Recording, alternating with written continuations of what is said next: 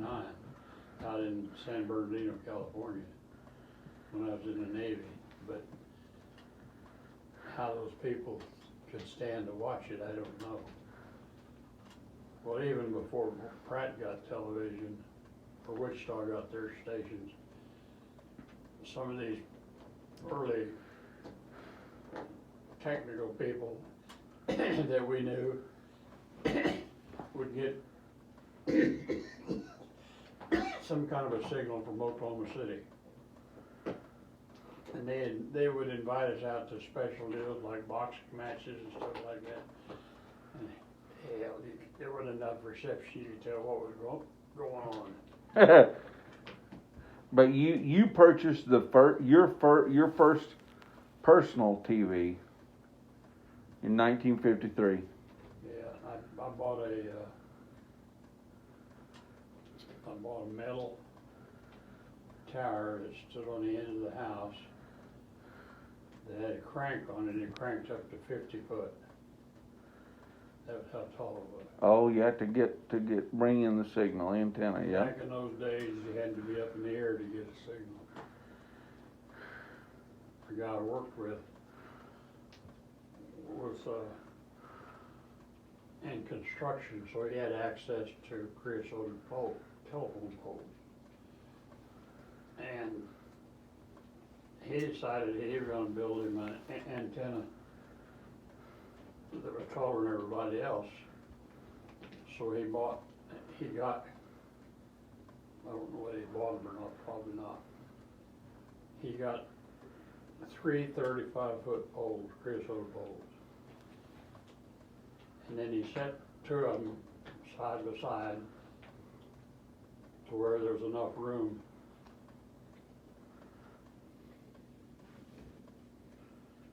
to put one between them.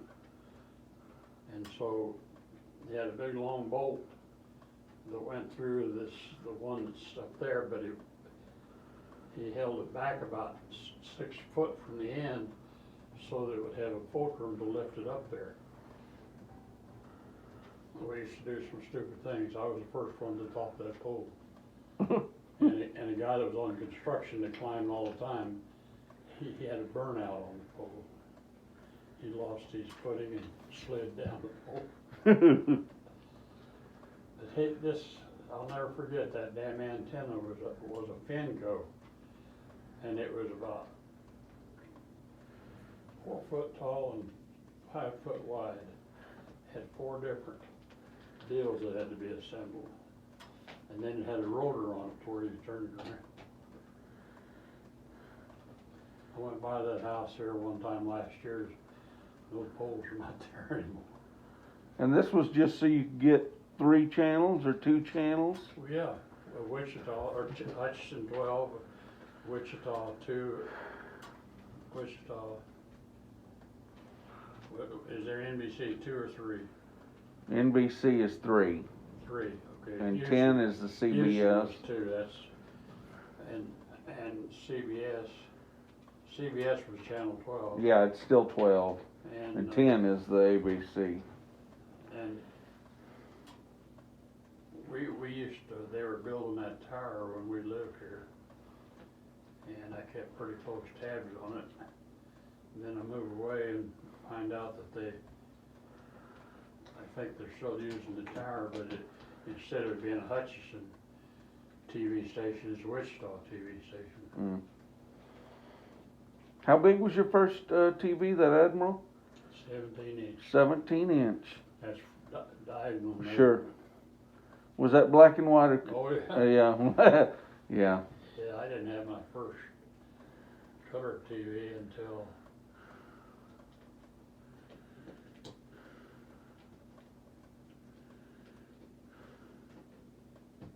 probably 74 when I moved to Houston. Do you remember the money on that first TV? Do you remember how much it cost you on your first TV? Probably about $200. Yeah, I was about to say it's probably a lot of money. But, you know, these things, when they came out with these, whatever LCD or what the hell ever it is, you know, they were about $1,500, but they weren't that costly for very long. Because I think I only paid about $600 or $700 for each of mine. I got two of them. Yeah. They're both the same brand. I can't remember what the brand is. Samsung. Samsung. Yeah, that's supposed to be one of the best brands. The one in the bedroom quit me one time while I was watching it. And I actually saw a flash of light and a little bit of smoke coming out of the top left corner. Oh my. Back. And so I went out and bought this one, and I just couldn't bring myself to take it to a shop way back then, and they would charge me a couple $100 just to work on it. So Rory said, I had somebody working on working on a wash machine, I believe. And he was a guy that wasn't afraid to tackle anything. So he said, well, maybe I can tell you what the trouble is, and then you can order the part to fix it. So I took it out in the garage, took the back off, and right there on the printed board was a burnt out component. So I talked to Rory, you know, what should I do? Try to replace that component or replace the whole section. And the next thing I knew, he had me one ordered, and I put it in myself, and it's been working ever since. Man. It's awful good. Knock on wood. Yeah. So yeah, you saw. Did you ever have one of the old big projector TVs? You know, the ones that were heavy in the back? My second TV was a big old console that was about 6 foot long, and it had a record player on one end and a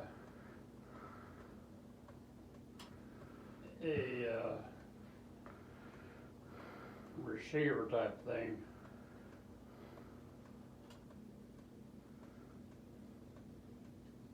That was hooked up through the TV. And this thing had great speakers in it. And the first time I saw it in action was down Liberal. You ever been to Liberal? Liberal, Kansas? Yeah. Yeah. Well, you know, Highway 54 is quite a ways from downtown. Well, they set up one of those things, Curtis Mathis was the brand. Yeah. They set up one clear out there for the highway. No, I'm sorry, I got a back ass first.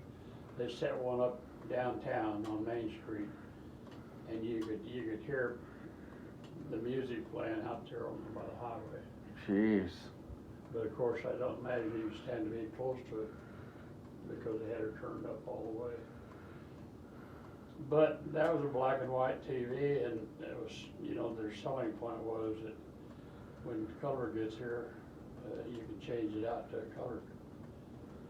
And how big was that one? Because, you know, I mean, it's 6 foot long, but it was a console. the set. The TV was probably a 21 or 22 inch. Uh-huh. But it was black and white. And that was a 2-man job, 3-man job. How heavy was something like that? Oh, it was heavy. I moved it to Houston and then I sold it to a guy. He bought it for his girlfriend. And then 74 was your first color TV. You remember going into the Carolyn's down there by the railroad track on In Houston. Willow Bend?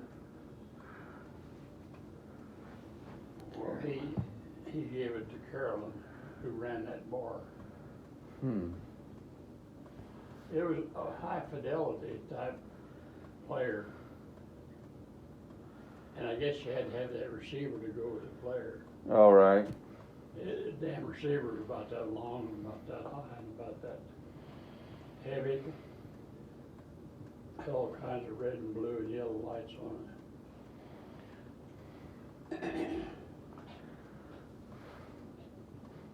you doing, Carter? Yeah, you've seen, come here, Carter. You've seen, the birth of TV and then all the way to where, Well, like I say, my friend from Rockport, he and I were both in San Diego at the same time. His grandmother lived in San Bernardino, and we went up there for Thanksgiving. Took a train from San Diego up there.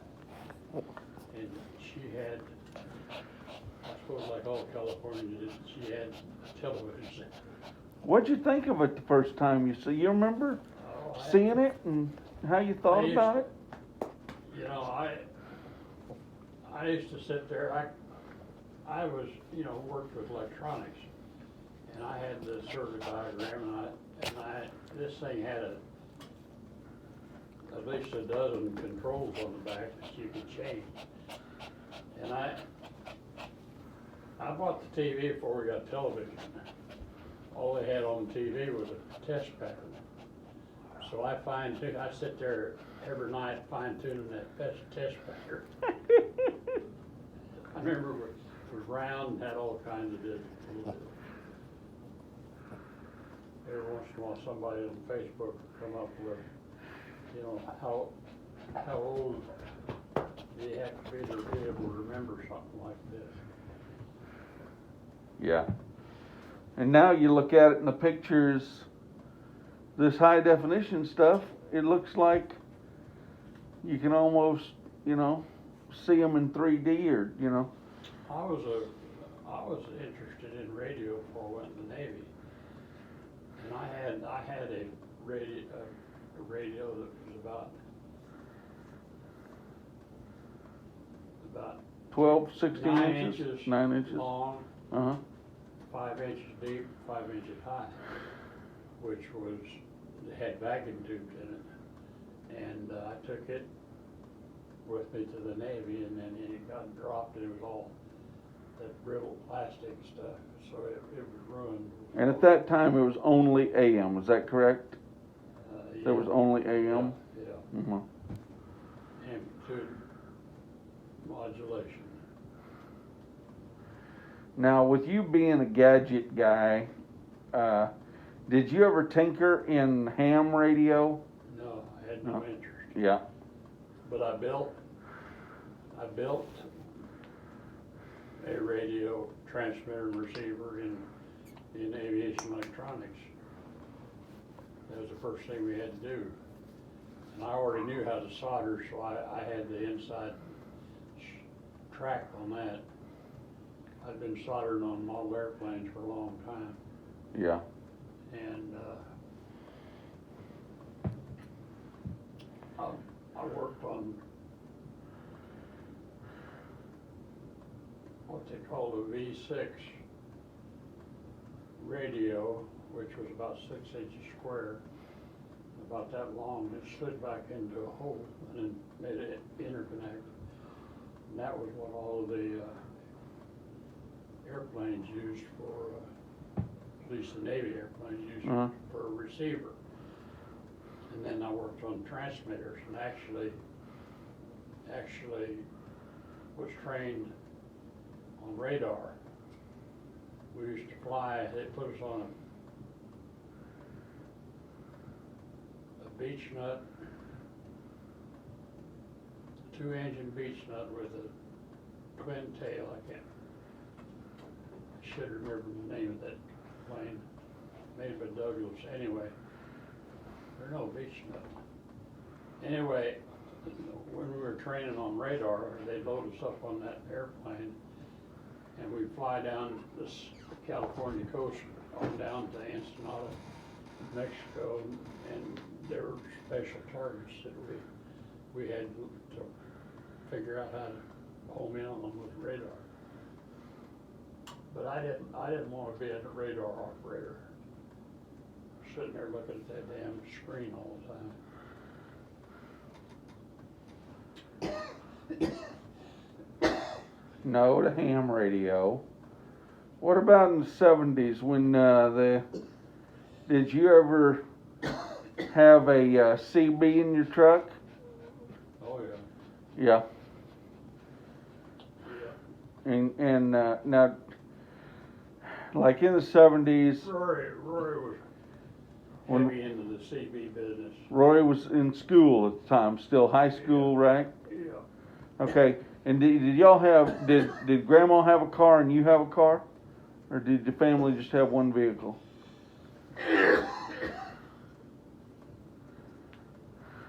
Well, more often than not, we each had a vehicle. Okay. It was a used vehicle. I didn't get a new vehicle until I bought that '73 Safari here in Hutchinson in 1973, I guess it was. So when did you have a CB in your car? About 75, 6, 7? It was a.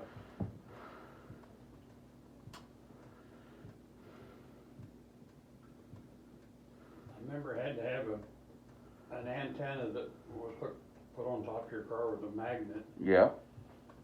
and you had a transmitter that you held in your hand.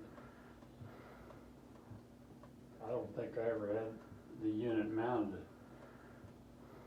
I just don't remember that. Do you remember what your name was or what Grandma's name was? No. Your CB name? No. Do you know what Rogers was? Roger. Mitchell. Yeah. Right. He was Rusty Hammer. Rusty Hammer. Yeah, I was Firecracker because I was born on 4th of July. Amy was Red I something, used to